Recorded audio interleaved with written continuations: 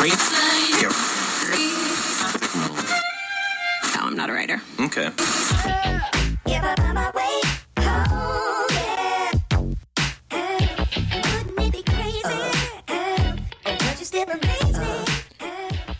And good morning, TGIF. Thank God it's Friday. This is Mike Lodge. I am the business advisor, and I'm glad that you've joined me this morning.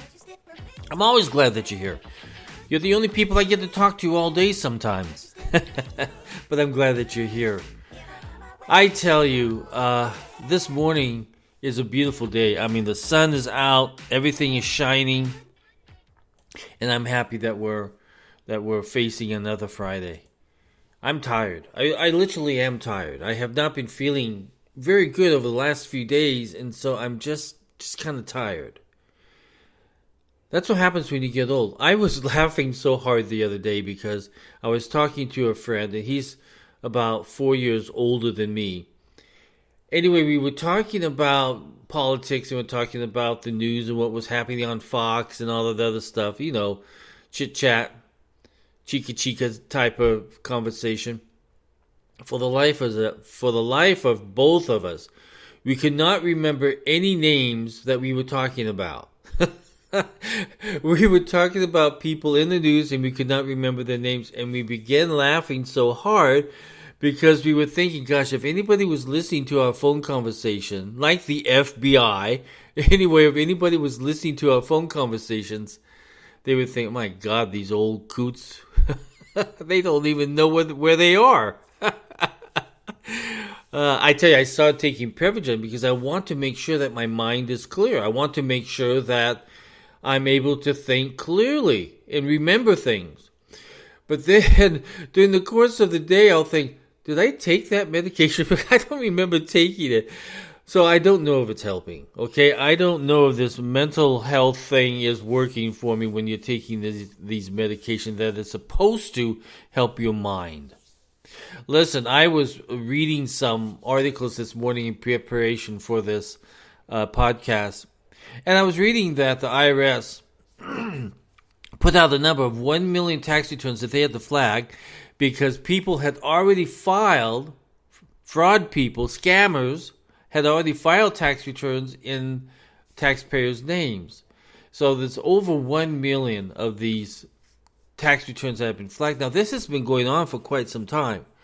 I mean, we have had this problem with people filing tax returns and getting the refunds for tax clients, and it gets bigger every year, these people that are doing this. It's so easy to do.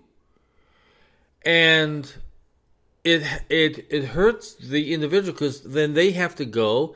They've got to get a special ID number from the Internal Revenue Service that identifies them as a tax fraud victim, and they have to file that tax return number, that tax number, every single year after that.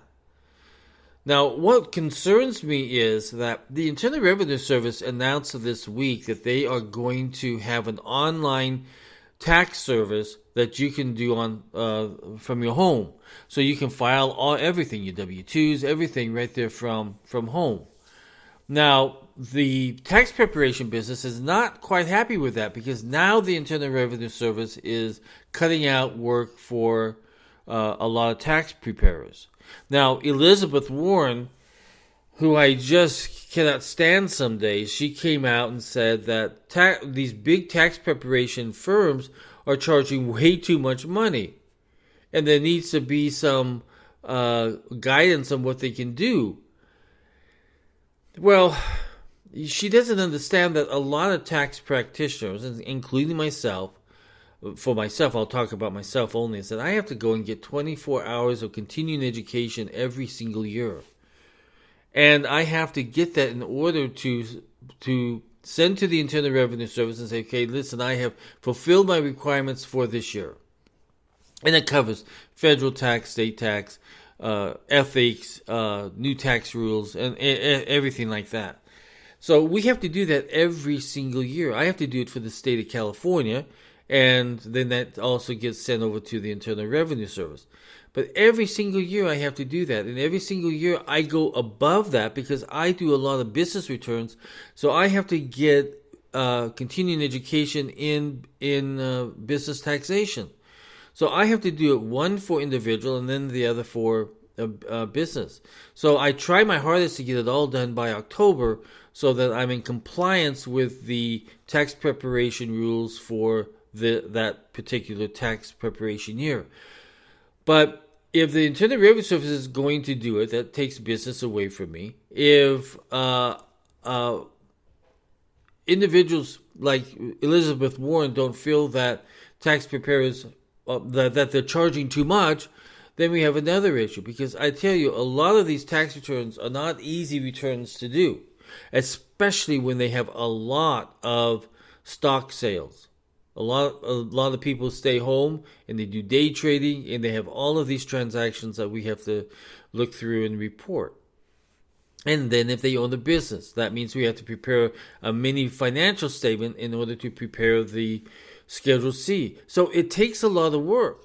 And a lot of individuals are not going to be able to do that but just by filing on the Internal Revenue Service site, because they don't know what they're doing. They don't understand the financial statements. They don't understand a lot of these rules.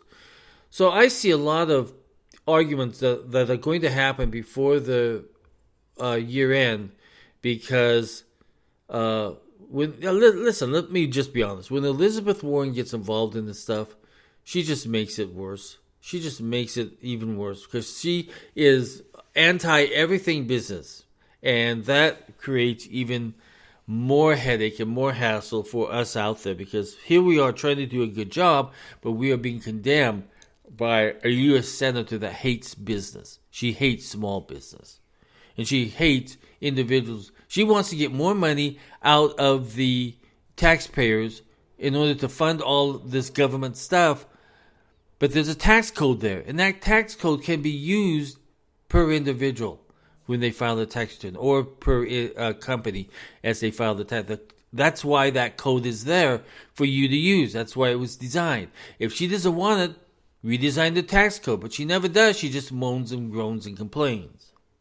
Now, the other thing that I read, which I thought was quite interesting, was, remember FTX and Sam Bankman-Fried? Remember that guy? The guy that stole billions and billions of dollars?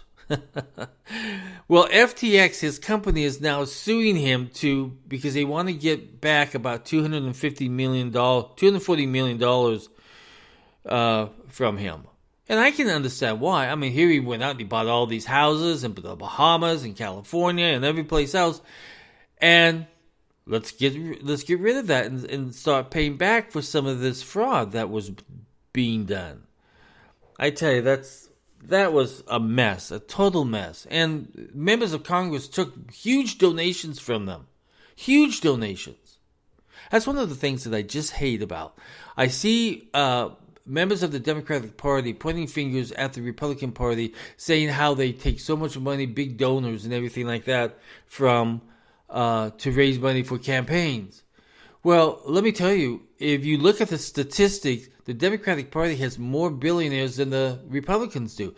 And they donate billions and billions of dollars to campaigns. The other issue is that the Democratic Party also took millions of dollars from FTX. And they've never returned any of it. Zero. And it's all fraud money. That money that was taken and given to the politicians was money from investors. So the investors get hurt again. I tell you, it's a nasty world out there. The other issue that I'm concerned about, there is an article of British Telecom out of England. They're going to cut 55,000 jobs.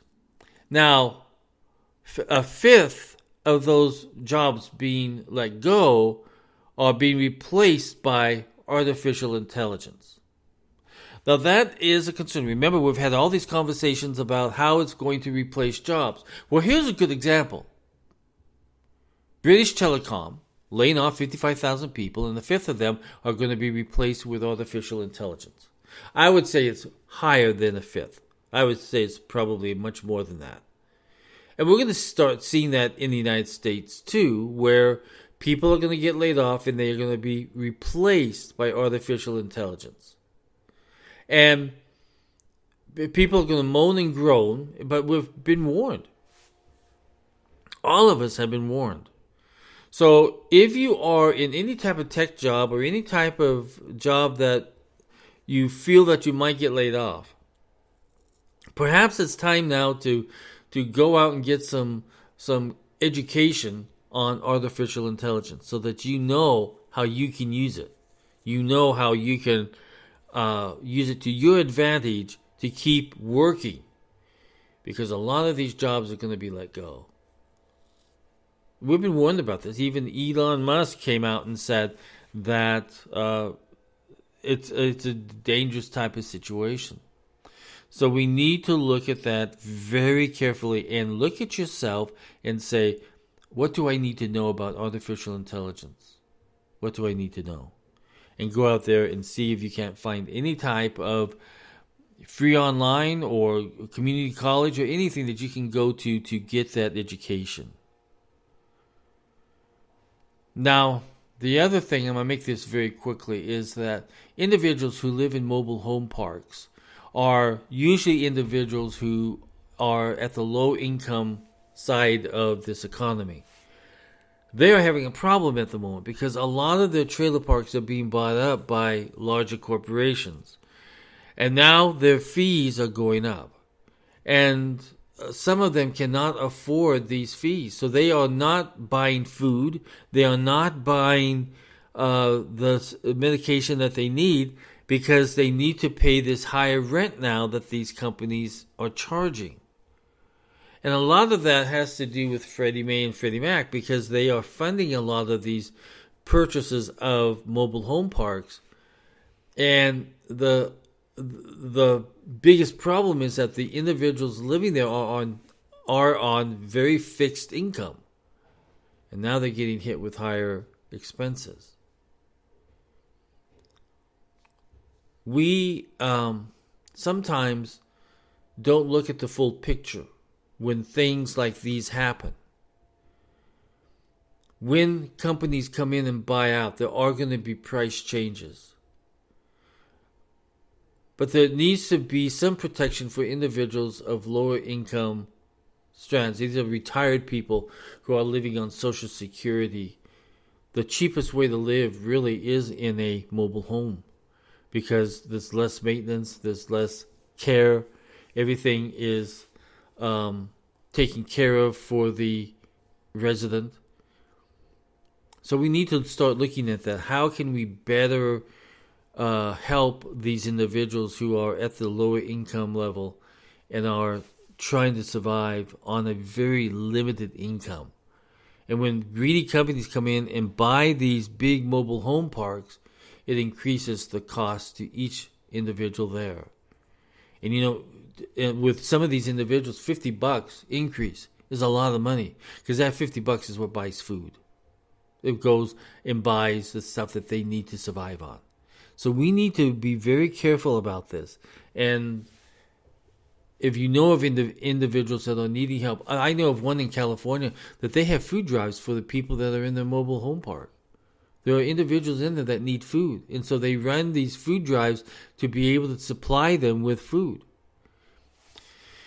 It's a tangled web we weave, isn't it? Listen, if you have a business question, send it to thebusinessadvisor@gmail.com. And if you would like to sit down with me and talk about business issues confidentially, you can schedule time with me online at my website at www.lodge-co.com. Well, it's Friday. Thank God it's Friday. Go out and have a good night. And it's the end of the week. Let's be thankful we made it one more week. This is Mike Lodge. Love you guys. Bye-bye.